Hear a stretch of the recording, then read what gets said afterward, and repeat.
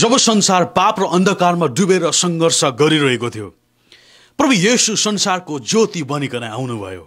कति शक्तिशाली कुरा छ।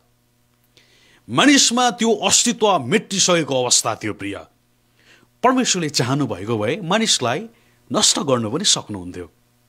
तर प्रिय, अति खुसीको कुरा, एउटा गुड न्युज चाहिँ तपाईलाई म के दिन चाहन्छु भने नि, परमेश्वरले मानिसलाई नष्ट गर्न चाहनु भएन। तर परमेश्वरले मानिसलाई अति नै धेरै प्रेम गर्नुभएको कारणले गर्दा आफ्नै प्रिय पुत्र तपाईँ र मेरो निम्ति दिनुभयो, जो यो संसारको ज्योति बनिकन आउनुभयो। प्रिय, जसले तपाईँ र मलाई स्वीकार गर्नुभयो। संसारले तपाईँ र मलाई अस्वीकार गरिरहेको अवस्थामा प्रभु येशूले तपाईँ र मलाई स्वीकार्नु भएको छ।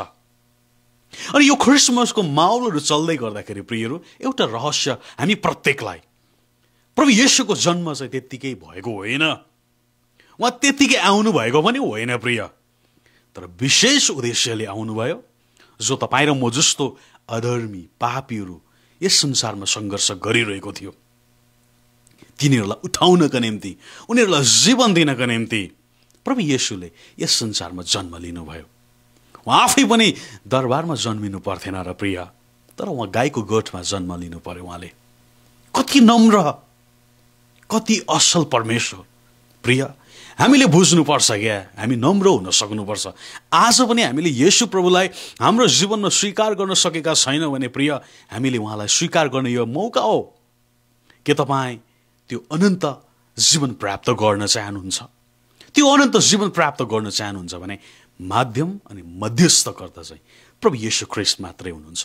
बाटो अनि सत्य प्रभु येशू मात्रै हुनुहुन्छ। त्यही कारणले गर्दाखेरि मेरो प्रियहरू, आज म तपाईँलाई बताउन चाहन्छु, यो संसारले तपाईँ र मलाई टुटाएको छ, हाम्रो सम्बन्धहरू बिगारिदिएको छ, हाम्रो विभिन्न कुराहरू एकदमै घिनलाग्दो अवस्थाबाट भएर गुज्रिरहेको छ, हामी पापसँग सङ्घर्ष गरिरहेका छौँ। मित्र, तपाईँको लागि खुसीको कुरा चाहिँ के छ भने, खुसीको खबर चाहिँ म के तपाईँलाई राखिदिन चाहन्छु भने नि, प्रभु येशूले तपाईँ र मलाई क्षमा गर्न सक्नुहुन्छ। जसले स्वीकार गर्न आउनुभयो, तपाईँ र मेरो पापलाई हेर्नुहुन्न प्रियहरू। तर मैले तपाईँलाई बताउन चाहेको, तपाईँले पापै मात्र गर्नुपर्छ भन्ने होइन। तपाईँले जब प्रभु येशूलाई स्वीकार गर्नुहुन्छ, तपाईँले त्यही दिन आफ्नो पापलाई तपाईँले छोड्नुपर्छ। प्रभु येशूले तपाईँलाई क्षमा गर्न सक्नुहुन्छ। तर मैले भन्नु खोजेको तात्पर्य चाहिँ उहाँलाई स्वीकार गर्न सक्नुपर्छ। सिन्दुरे रङका, त्यस्ता गाढा रङका पापहरूलाई परमेश्वरले क्षमा गर्न सक्नुहुन्छ, सेतो बनाउन सक्नुहुन्छ, हिउँ चाहिँ सुन्दर अनि सेतो बनाउन सक्नुहुन्छ प्रियहरू। त्यही कारणले गर्दाखेरि यो एउटा क्रिसमसको माहौल चल्दै गर्दाखेरि यो तपाईँको निम्ति मौका हो प्रिय।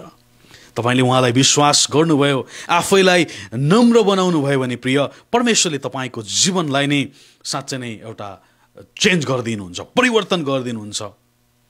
परमेश्वरले तपाईँको भविष्यलाई नै परिवर्तन गरिदिनुहुन्छ। त्यही कारणले गर्दाखेरि प्रभु येशू मात्रै माध्यम हुनुहुन्छ। उहाँलाई विश्वास गर्नुहोस्, स्वीकार गर्नुहोस्, तपाईँले आफ्नो अनन्ततालाई सुरक्षित गर्नुहुनेछ। हामी त्यो अनन्ततामा पुग्नका निम्ति, हामी स्वर्ग पुग्नका निम्ति, उद्धार र मुक्ति पाउनका निम्ति हामी विभिन्न प्रयास गर्छौँ। धन सम्पत्ति सबै कुरा हामी खर्च गर्छौँ। तर प्रिय, प्रभु येशूलाई विश्वास गरेर मात्रै हामीले अनन्त जीवन प्राप्त गर्छौँ। आमेन। त्यही कारणले गर्दाखेरि उहाँमा विश्वास गर्नुहोस् र अनन्त जीवन प्राप्त गर्नुहोस्। परमेश्वरलाई महिमा भएको होस्। आमेन।